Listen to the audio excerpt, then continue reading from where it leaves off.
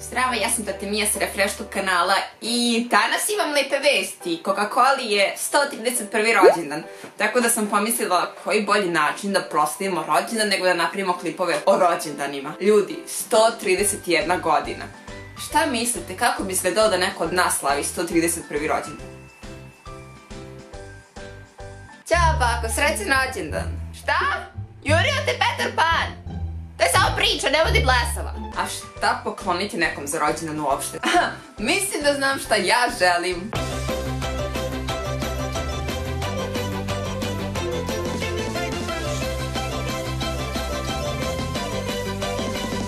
Znam.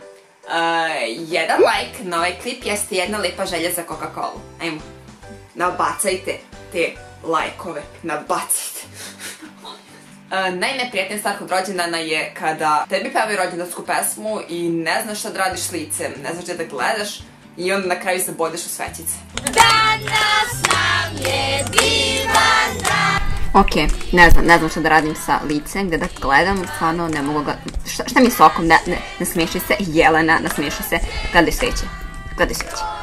A Coca-Cola nema taj problem zato što nema ni oči. Bravo, Jelena, bravo. Relevan problem je šta obući. Ispreturam ceo orman da bi na kraju zaključila da nemam šta da obučem. A orman je dupke pun. Mada, što se mene tiče, najbolja stvar bi bilo da svi dolazimo u pidžami na rođendane, jel da? Da. O ovome vam pričam. I ja se nadam s vama si da je klip. Ako jeste, ne zaboravite da bacite jednu lepu želju koli. Šerujte ovaj klip i subscribe-ite se na Refresh kanal. Ako želite, možete se subovati na moj kanal.